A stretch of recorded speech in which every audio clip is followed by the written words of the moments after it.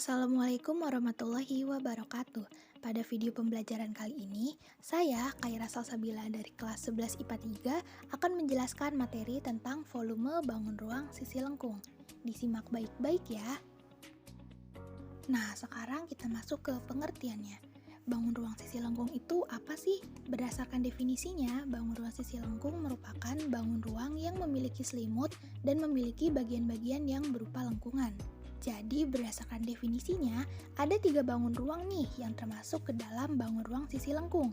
Yang pertama tabung, kedua kerucut, dan yang ketiga bola. Kita bahas satu persatu ya. Bangun ruang pertama yang akan kita bahas yaitu tabung.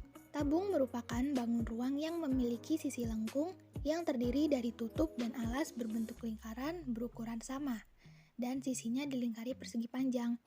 Tentu tabung memiliki ciri-ciri, diantaranya terdiri dari bagian tutup dan alas yang berbentuk lingkaran, memiliki 3 sisi, selimut tabung berupa persegi panjang, memiliki 2 rusuk yaitu rusuk alas dan tutup, serta tingginya berupa garis tegak lurus alas.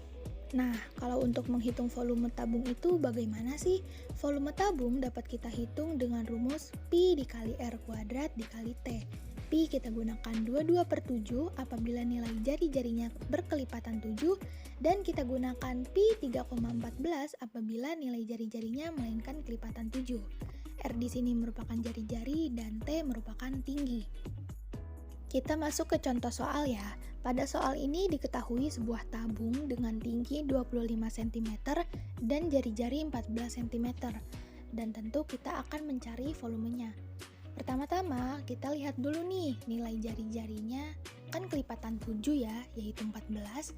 Jadi kita akan menggunakan Pi 22/7. Kemudian kita masukkan ke dalam rumus Pi R kuadrat kali T. Pi-nya 22/7, R kuadratnya berarti 14 kali 14 dikali 25 sebagai tinggi. Kalau semua angka-angkanya sudah dimasukkan, kita tinggal bisa menghitung. 14 di sini bisa kita coret dengan 7, menghasilkan 2. Jadi 22 dikali 2 dikali 14 dikali 25 menghasilkan 15.400 cm3 atau pangkat 3. Bangun ruang berikutnya yang akan kita bahas yaitu kerucut. Kerucut merupakan bangun ruang yang dibatasi oleh sebuah sisi lengkung dan sebuah sisi alas yang berbentuk lingkaran. Kerucut juga pasti punya ciri-ciri, diantaranya bangun ruang yang berbentuk limas yang alasnya berbentuk lingkaran, memiliki 2 sisi, memiliki 1 rusuk, memiliki 1 titik puncak, dan juga memiliki jaring-jaring kerucut, yaitu lingkaran dan segitiga. Nah, untuk menghitung volume kerucut itu hampir sama dengan volume tabung, hanya saja kita perlu tambahkan sepertiga. Jadi rumus mencari volume kerucut adalah sepertiga Pi R kuadrat dikali T. Kita masuk ke contoh soal. Diketahui sebuah kerucut memiliki tinggi 24 cm dan jari-jari 14 cm. Masukkan ke rumus sepertiga Pi R kuadrat kali T. Jadi sepertiga dikali 22/7 dikali 14 kuadrat dikali 24.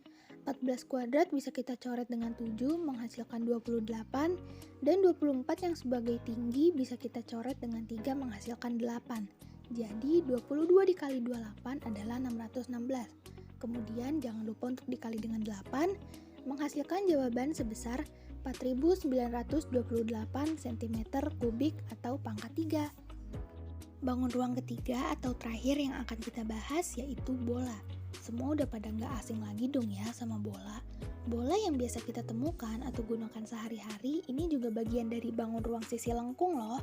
Memiliki ciri-ciri yang diantaranya bola tidak memiliki sudut. Bola juga tidak memiliki rusuk. Hanya memiliki 1 titik puncak dan bola hanya memiliki 1 buah bidang sisi.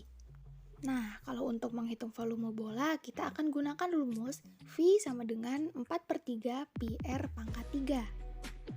Kita masuk ke contoh soal yang terakhir. Diketahui sebuah bola dengan jari-jari sebesar 21 cm.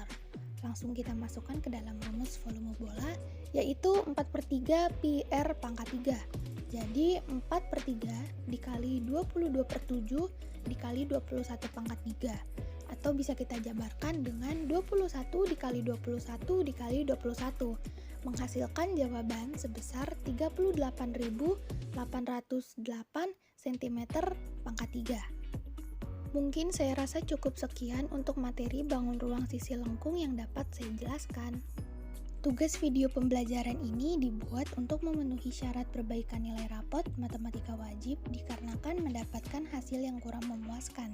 Semoga dengan menyelesaikan tugas video ini, nilai matematika wajib saya akan dapat memenuhi standar yang ditentukan.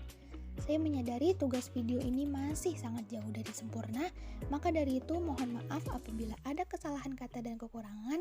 Saya undur diri. Terima kasih. Wassalamualaikum warahmatullahi wabarakatuh.